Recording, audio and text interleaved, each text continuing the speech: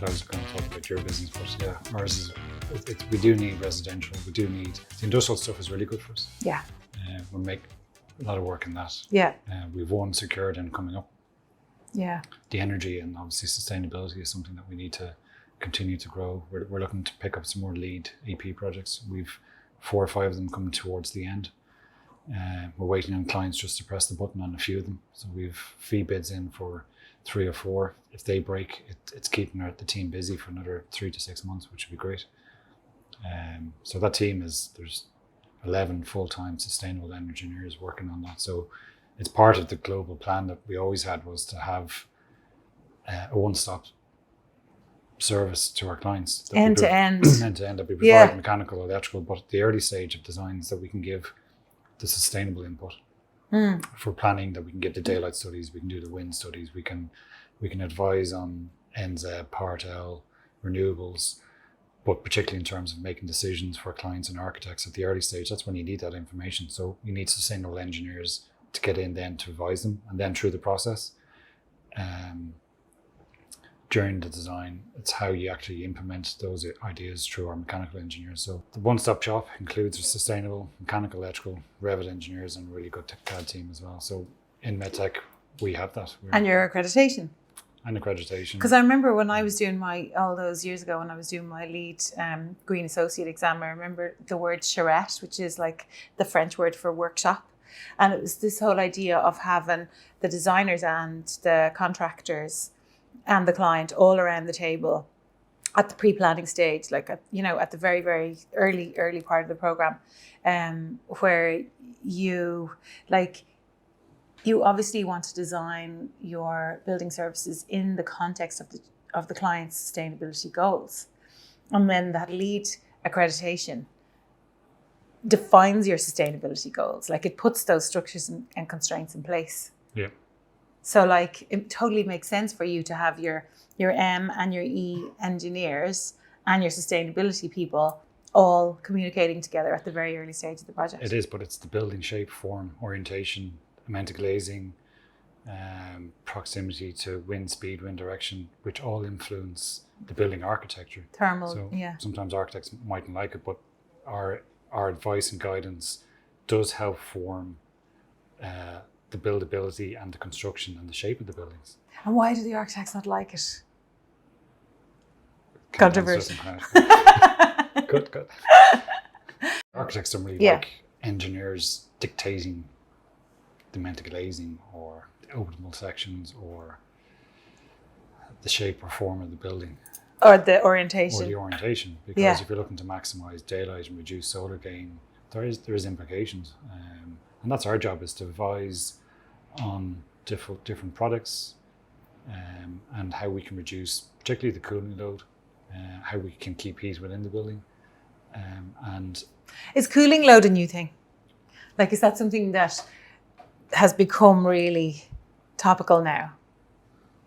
Or was it always? No, it's always been there. The objective is to reduce the cooling load. Yeah. So with the development of different types of glazing, where you're trying to, in buildings, maximize the amount of daylight, so you're not using artificial lighting, so you're using as much natural daylight in the building, but the more sunlight that gets in, the more heat gain there's within the building, so you're trying to offset that as well to try and get the happy medium. And that's where the early design stage simulation, thermal simulation comes into it. And that's what, again, go back to the company vision from the start, has been able to provide that holistic service to our clients, that we can do it from the concept right through to the handover of the building, but also post handover, where we can work with our clients in terms of, here's our targets from an energy point of view, that this is the kilowatts of energy that they want to spend per year, and here's the carbon footprint impact that they have. And it's advising them on, yes, you've achieved that or you've overshot it, and if you have, this is why. They may not have the building set up correctly, or they may have changed some set points from handover stage. So we can advise them post handover for a service, for a fee as well, but it's in the benefit of clients. So that's something that's going to become more and more relevant, particularly as there's the drive towards net zero. Yeah. And that's something we're heavily involved in as a company. And part of our setup allows us to be able to expand into that, give that whole service to clients. Because given the current climate change concerns, buildings are a factor in that. Energy usage is a factor. Obviously, the war in Ukraine and the shortage of energy is really, really focused the cost of energy. So from now on, we will be getting a lot of calls from clients saying, how can we reduce our spend? How can we reduce our energy spend? And is the primary goal. Energy kind of gets tagged onto that. But that's something that we're geared up to do, and it's... What are the typical things that you put into a building to reduce carbon and like reduce energy consumption? Obviously, like a lot of clients now are talking about having renewables on site. So that would be what, your PV panels? Yeah, it's PVs, it's heat pumps. It's heat pumps, yeah. So it's photovoltaic, solar panels, and heat pumps would probably be the main things. But then it's down to reducing the energy loads within the building. Yeah. So when you went back and did a master's, didn't you? Did you, when you set out to be an engineer, did you always want to be an engineer when you were a kid? No. I wanted to play football for Man United when I was 6 or 7, and then probably teenage years play rugby for Ireland, but that was never going to happen. It was only really after my intercert and the courses I selected to do my leaving cert were kind of in the field of science or engineering. Yeah. My cousin was doing his degree in Bolton Street at the time, DIT Bolton Street. He kind of explained what building services was, and my uncle was working for one of the main contractors, leading contractors, and I did some summer work with him. And it was only really then I said, yeah, that's something I'd certainly be interested in. So I did my degree in DIT Bolton Street. And to answer your question, I did a master's. I think I'm from a large family of 7 kids, but my parents really hard workers. And they always really encouraged us to get education was key, and it opens up doors. And they push all of us to get our degrees and beyond. So my parents did encourage me to look, if you have an opportunity to do a master's, do it. One came up in the field of sustainability and the early design stage, and how buildings influence energy consumption locally, globally, and internally. And that's what I did my master's on. And really what that's done, it's kind of opened more doors for me. So in the company I was working with at the time, straight away, I was the go-to person for energy and sustainability. So it elevated me within that company very quickly. And gave you a kind of a speciality. Yeah, it did at the time, Yeah. but I didn't just focus on sustainability because I knew at the time that it pigeonholed me into one particular area, and I didn't want that. I wanted to learn the other aspects of being a junior engineer and working on projects on site and dealing with contractors and clients and architects, which led into my career development and really where we are in Metec. So I don't do a lot of day-to-day engineering at the moment. It's more the management of the business and making sure that our clients are satisfied, that our staff are creative, they're going to be innovative in terms of the service that we provide to the client, but that the work-life balance is there, that it's not a sweatshop, that there's good work-life balance. Well-being is really important to us in the business, and we want to keep our staff. We want to attract staff. We want to attract the best clients and best architects, and the best calls we get are when architects or clients ring us up and saying, you did a great job, we have another job coming up. So we do get a huge amount of repeat business, and that's a huge plus. So you're kind of all the time striking that balance between the safe pair of hands, the reliability, as you say, the loyalty, the two-way street that is loyalty. And then on the other hand, in your teams, fostering their own confidence that they are happy to innovate and think outside the box and come up with cool new ways of achieving the goals. Absolutely. The building's goals. So it's a constant balance, isn't it, all the time, I think, in engineering, because you want to drive creativity and innovation, but you also want to make sure that it's we're a commercial business. Reliable. Yes, exactly. We can't spend an enormous amount of hours in a job if it's not there, but you have to have the experience and expertise in the staff and then our engineers to be able to identify these are the areas we need to concentrate on. Identify opportunities. And actually, we were saying that earlier with the camera guys, and we were saying how you know, you can do cool stuff, but you have to know the rules like a pro so you can break them like an artist. I think it was Picasso that said that. Yeah. And it's this, because I find it myself, the older and more experienced I get, I don't need to spend long looking at something to come up with something. You know, it'll just come to me because I've that much experience in me that I kind of nearly know what would be a good idea or what would be an innovative thing to do because I've been at it for so long. Yeah, 100%.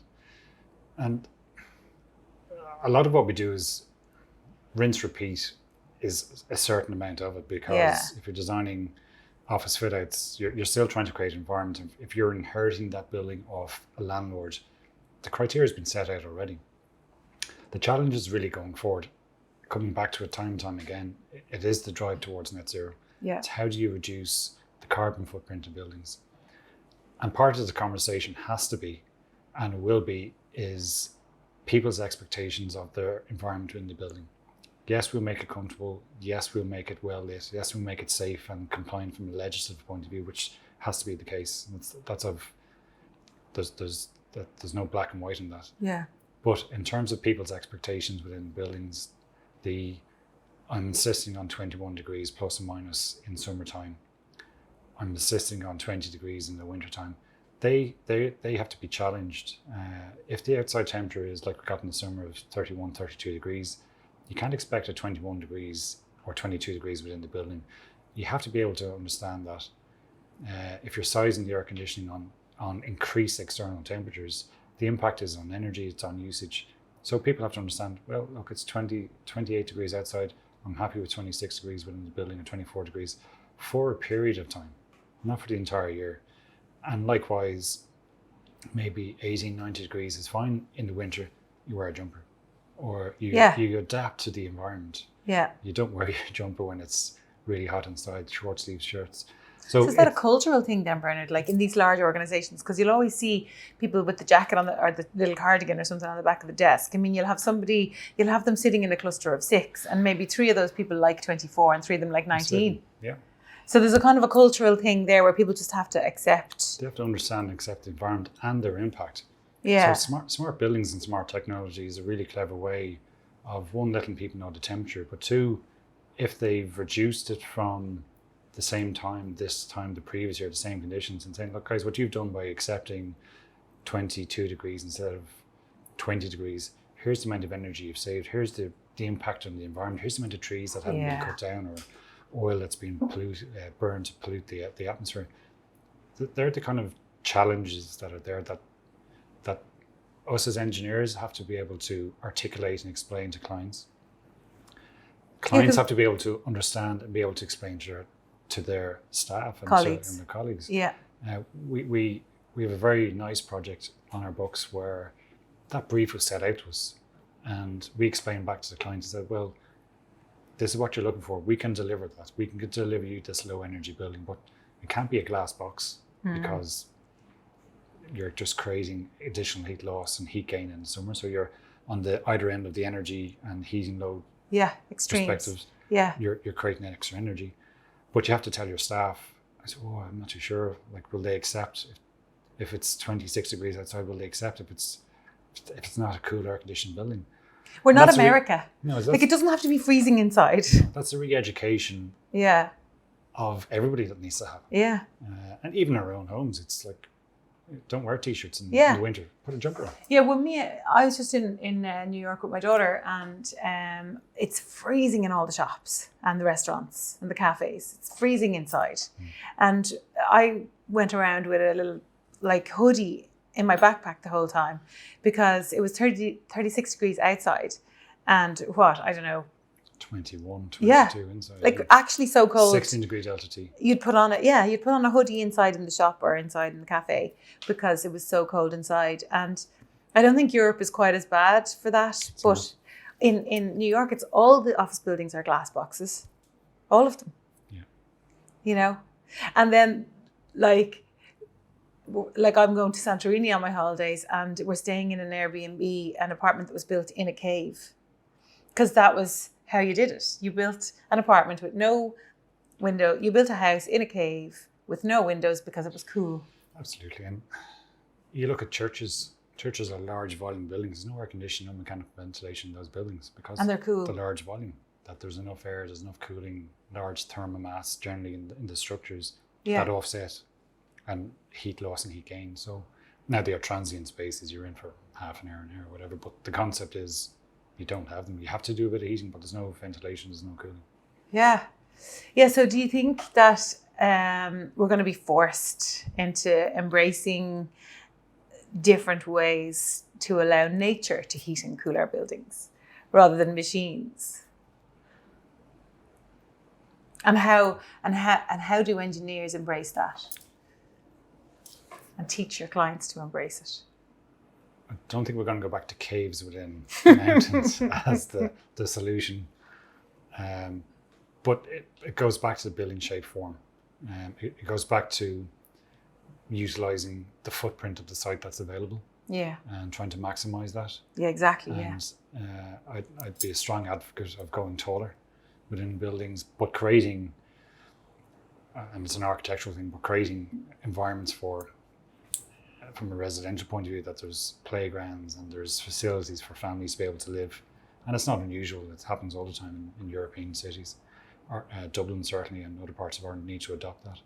Do you think we're embracing apartments? Yeah.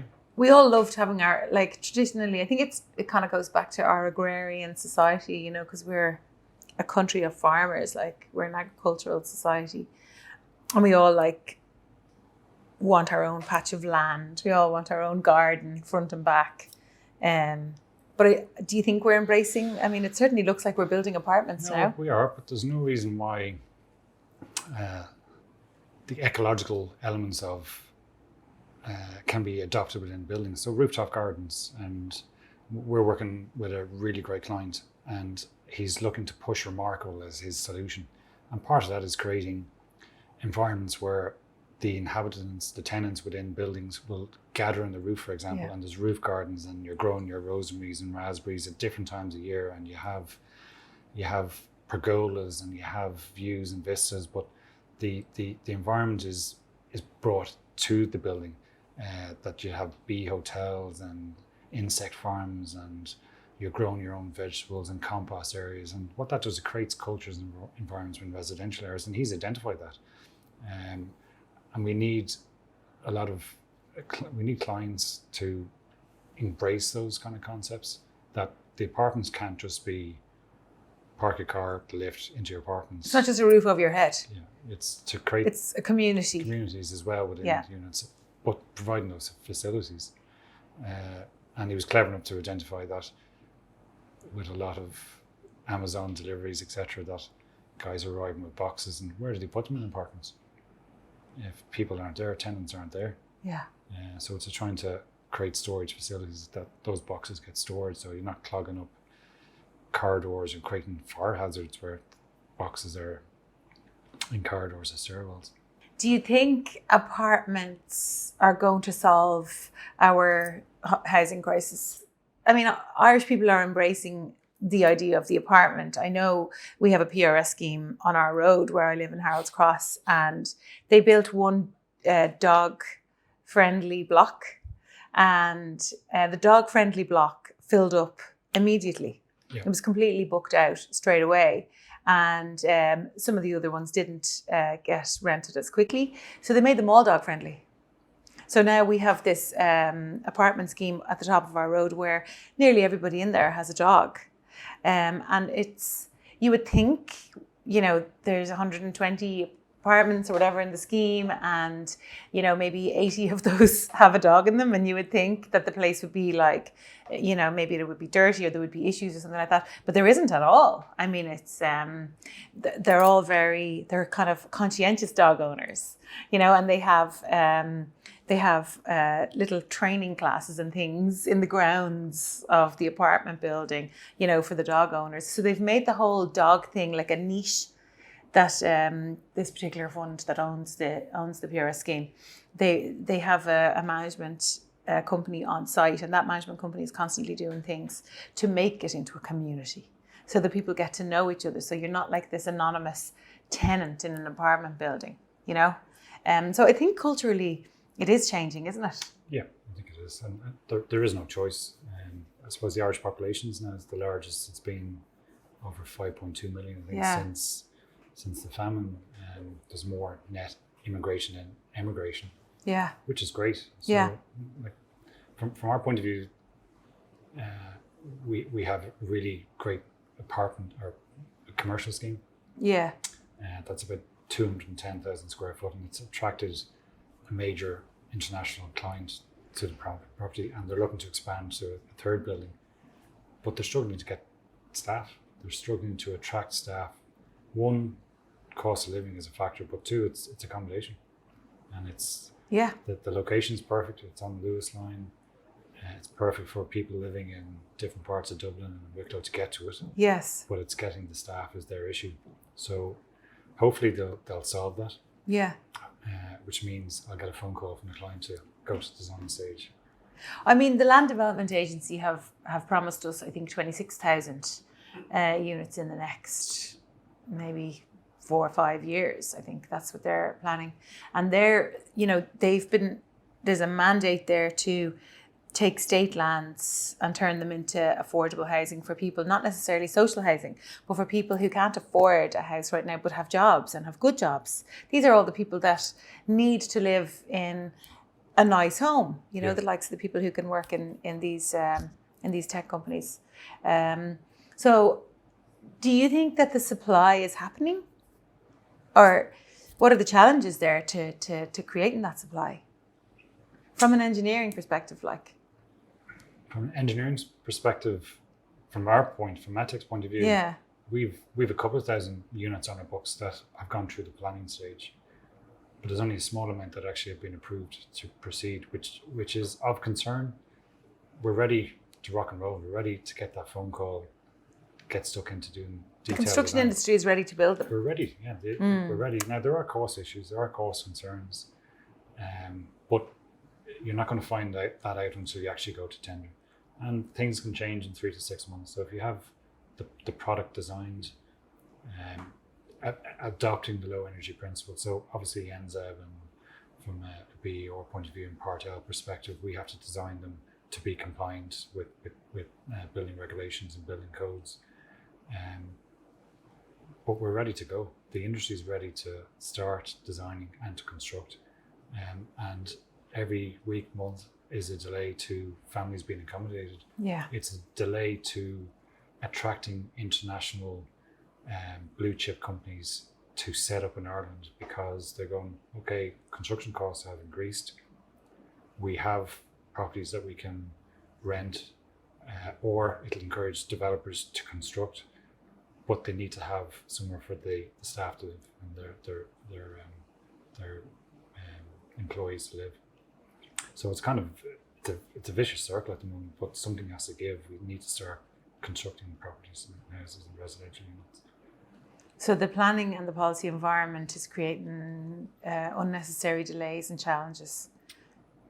I'd argue that. Yeah. I'd agree. I think with most that, people would agree with that. Yeah, and it's not easily fixed. No. No, there is a lot of the SHD schemes. They're slowed down by judicial reviews. A judicial review could take another 18 months to get resolved. So I do know of a few developers who bought properties a couple of years ago, pre-COVID, still don't have a planning decision, that are out to judicial review. It could be 2023, 2024 before a decision on planning is granted. So you guys are, you're doing loads of retail at the moment, aren't you? You're flat out flying, and every time I ring you, you're on a train. Or plane. Or a plane, yeah. Yeah, we're working with Penny's Primark. I love Penny's. We're going into our 13th year with them. We've completed over 2 million square foot of stores with them, and we have probably around 600, 700,000 currently in the books, either on site or about to go on site. We've worked all across Europe, so starting in Northern Ireland, Germany, France, Netherlands, which is a country I love working in, Belgium, Austria. We're in France with them at the moment, and we've just moved into Romania. So we've a store on site in Bucharest and another store to go on site in November. So yeah, they're a great client.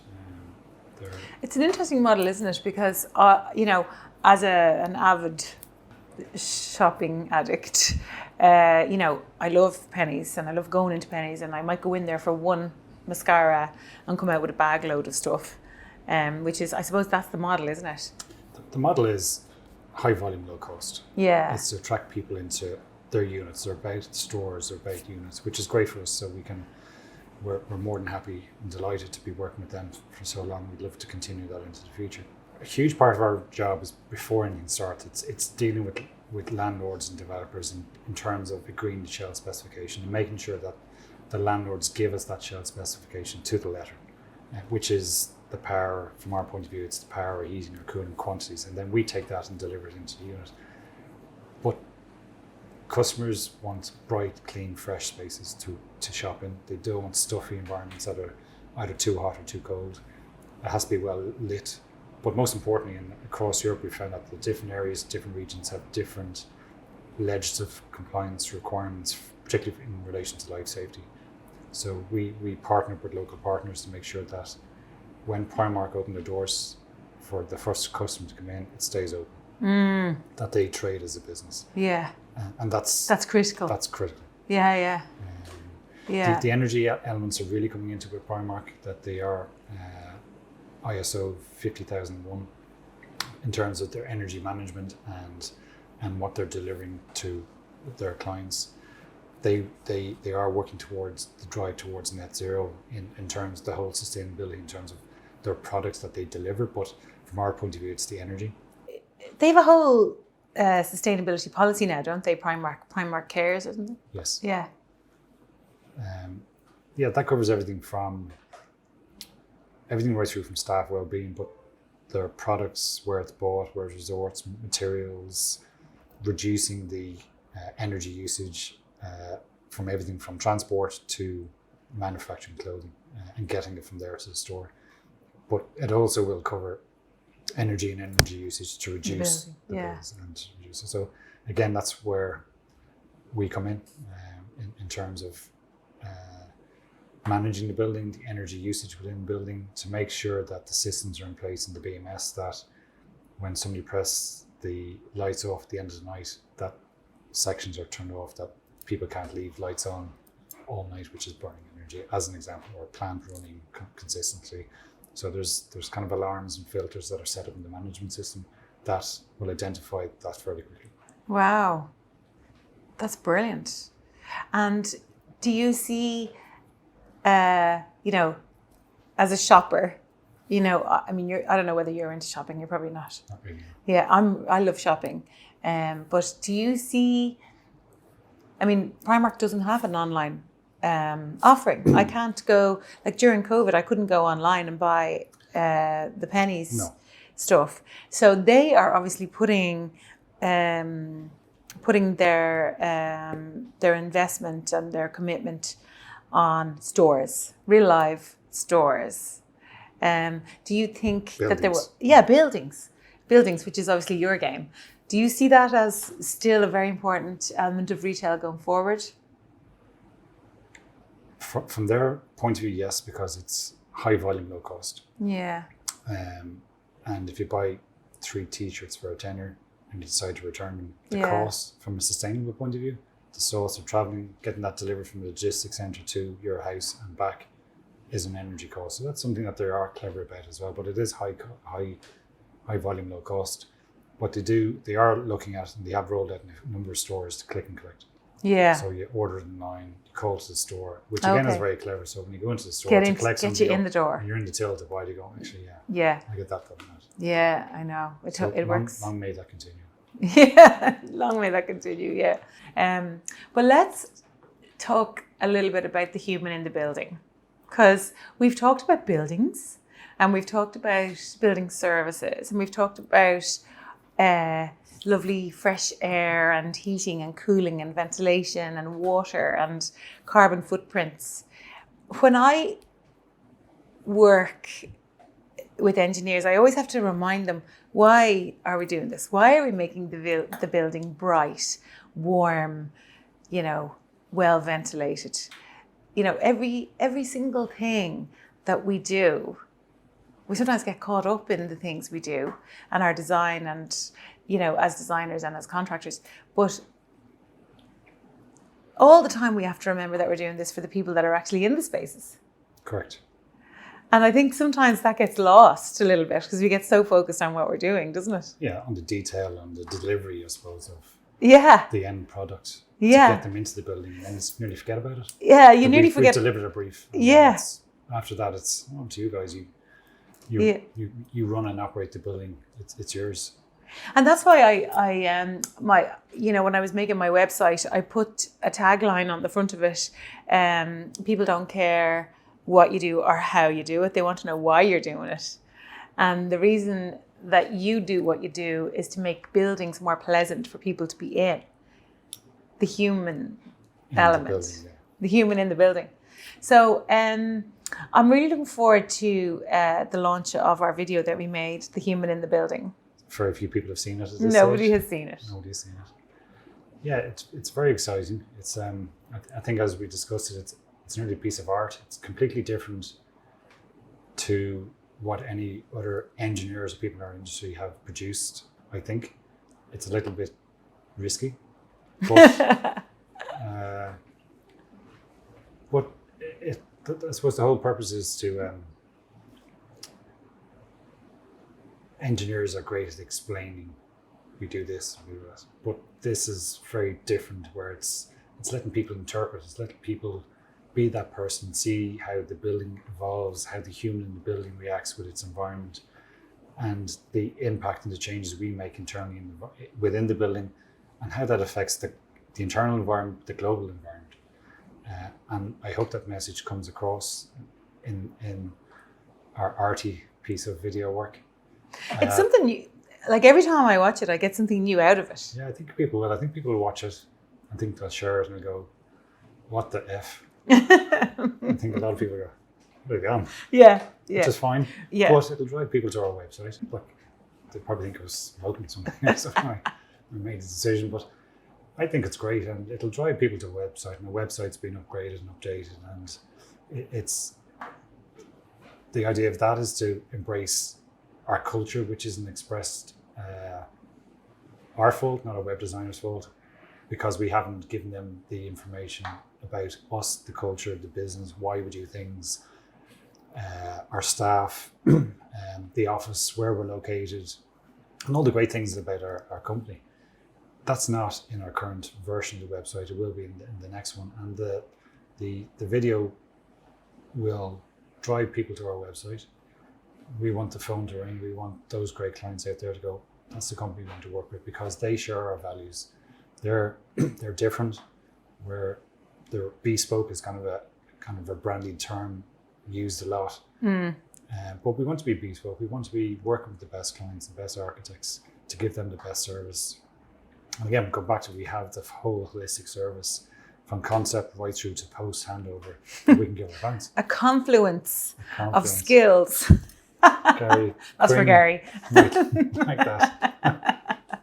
But it is a kind of because I've been in your office loads of times and I've hung out with all the guys, and you've got the sustainability team are here, and they are the guys who make sure that we're complying with all the relevant metrics, and they're helping the guys who are designing the systems to design systems that will help them comply with the metrics, and they're sitting like 3 meters away from each other. Yeah, it's open plan. It's designed. It's always been open plan to collaborate, to work together. But we do have breakout spaces where you can play pool, darts, and PlayStation, table tennis, and all those kind of things. And we're going to get a quiet room set up where people can just chill out and break.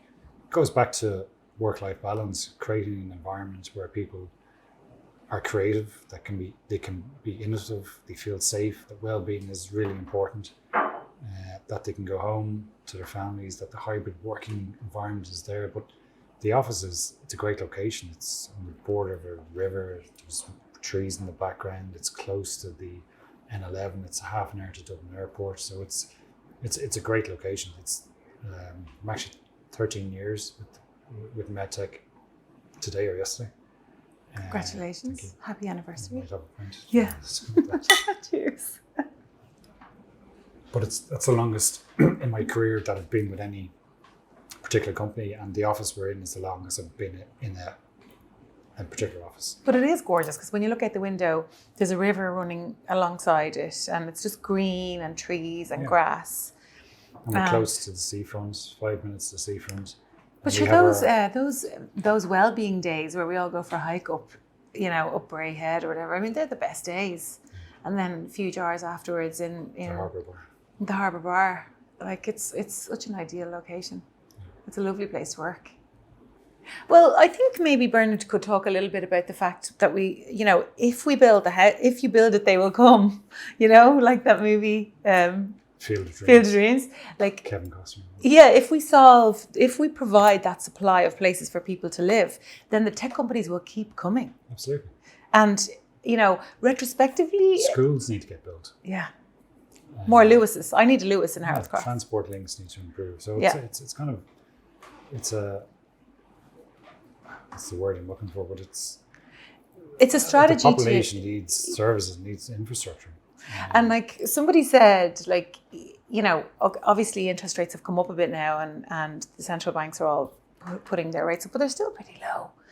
So even if it was a thing that we like borrowed at these low rates as a country and pumped money into, as you say, building schools, building infrastructure, building transport links, building hospitals, building homes, then that strategy will create a kind of a mini boom, certainly in our industry anyway, Absolutely. construction. Yeah. And then once we have all of that stuff in place, the tech companies will continue to come because we are ideally placed. A young population, we're highly educated, we speak English, we're close proximity to all of Europe. Native we're within Europe. English speakers in the EU, in the Euro. Brexit has impacted us, but we're a foot in the doors in Northern Ireland that we can trade and work in the UK still. But we're in Central Europe, and that's a huge thing. Yeah, we're ideally placed really. Ireland has a very unique offering, doesn't it? So even if interest rates, I have a tracker and we got a letter saying that it was going up. But even if the rates do come up, I think because of the unique positioning of Ireland and the unique offering with, as you say, the educated people, the native English speaking, the tax is going to be unified now across, isn't it? 15% everywhere. My understanding, it's only 4 companies that have a certain size turnover. It's not across the board. I see, yeah. So it's still a good tax environment. No, it is. Look, there are concerns with the industry. There are concerns with everybody in the country in terms of energy costs and the energy crisis that is being predicted for 2022, 2023. But maybe a lot of it's trying to be clever. It's trying to reduce the energy usage if we all can, in all shapes of life, including food, including what we're eating, including transport, including teenage sons and daughters leaving lights on in the house, turn them off. Conversation we had this morning in our house. Including turning the dial down a little bit, including not being in the shower for a 20-minute shower, reducing, like Eamon Ryan did make a lot of sensible things that people kind of picked on and saying he's kind of penny pinching, but he's not. Like, there are sensible things. Behavioural changes that people need to make. Small behavioural changes. Have an impact, and it will help to reduce the impact of the energy cost, because there's a lot of people out there that are in more difficult situations that has to be taken on board, and hopefully the upcoming budget will help those people and families to carry on living, that nobody suffers too much from it. Yeah. Hear, hear. I'll drink to that. You're clearly very passionate about the environment and the planet and energy consumption and carbon and greenhouse gases. Yeah. Personally, I mean, this is in your job, but personally, what changes have you made that would help the planet? In my own house that we bought about 5 years ago, the renovation we did, we put in low energy renewable systems, so heat pumps and photovoltaics and low lighting, and we insulated where we could, just reduce the running cost, but the energy cost as well. From a personal point of view, I'm now vegan, nearly 2 years. But I will admit a lot of that was started because of health. Yeah. Where I was suffering from arthritis, as you know, where I had pains in knees and hands and feet and back, and the medical solution was take tablets for life, which affect your liver and all these kind of things, and have other impacts on your health. So I decided, I was going to go try vegan, and within, I suppose, 3 to 4 weeks, I noticed the impact where I didn't need a walking stick in the night time. I was walking along the beach. I didn't need to take diphene; that was all gone. But I noticed the changes in sleep and skin and all that kind of stuff straight away. The challenge was trying to stay full, not being hungry, but with a bit of education, I use Instagram a lot just to find recipes. They're very clever recipes on to get all the protein in. And but as I've got into it, and through Instagram, where you see a lot of the impact on meat and animals and the consumption and the whole industry has on the environment. When you think there's 8 billion people and there's 75 billion animals on the planet, so how many of those animals on the planet are being fed to feed the 8 billion humans? So from an environmental point of view, from a climate action point of view, that's something that needs to be addressed, that the particularly as emerging economies and are looking to change their eating habits, where they're saying, let's become more westernized. That's only going to put more pressure on the ecosystem. And cutting down more forests to grow crops to feed animals that people can eat. Mm-hmm. It's not sustainable. Something has to change. Like the planet could easily support the 8 billion of us, but we have to support, is it 75 billion farm animals for food? So we have to feed them, we have to grow crops to feed them, and we have to, the water table, like the pollution of the water even, provide clean water for them, and then obviously all their waste going into the water table. And then there's the greenhouse gas thing as well. They produce a lot of methane, don't they? Cattle do, yeah. 39% of greenhouse gases, I think, are produced by agriculture. So a huge percentage of that has to be animal agriculture, I'm guessing. Yes. So it's not about putting gizmos on the necks of cows. It's about reducing meat, dairy and eggs. That's my firm belief. Yeah. Same. I'd agree with you there. Like, Bernard, you're an engineer. We know you're an engineer, and we know engineers have no creativity whatsoever. Isn't that right? 100%. None whatsoever. So you're obviously an artist. No, I couldn't say that. I like to sketch every now and then. I'd like to do it more. I do find it a kind of therapeutic. Therapeutic. What I do like is doing things that are not work related. So I love cooking. I love chopping and being creative and coming up with different recipes and seeing something on an Instagram post. Actually, what I'm going to do is I don't have that ingredient, but I have this, and this. And I'm going to change it. I do that as well. Yeah. And I love that because you're being creative, and it's taking your mind off work. It's taking your mind off the pressures in work. I like to do powerlifting. I'd like to do more than I do. And it's always trying to get into a pattern, which is the hardest. But again, if you're lifting weights or something, you're counting, and you're counting, focus on breathing, and it's like meditation. Reps. Yeah, so you're taking your mind off everything. Yeah, which is really good for mental well-being. I like going for walks, doing swimming. I do like sketching every now and then because, again, it's trying to be creative and trying to do something slightly different. I certainly like to do a lot more. I like working in the garden, particularly the weekends. I like to create things in the garden, seeing things. My wife, she kind of designs, and I do the lifting and the digging and all that kind of stuff. But it's again, it takes your mind off the business to give that mental space that everybody needs. That you need to have that kind of creativity or a complete break. A break from the day-to-day. I find that with the horse. It's like meditation for me. Like, because you're on this 500 kilo animal and he could do anything, which he did at any given time, where you could really hurt yourself. And it's like a form of meditation because your brain has to completely put everything else aside, forcibly. Work, home, relationships, everything. Everything, yeah. Over there while I focus on this thing that I'm doing. But then when you've done that, and when you go back to it, you come back with a different perspective. Fresh perspective. Rested. It's like you get an email in and you want to respond straight away. It might be a difficult email.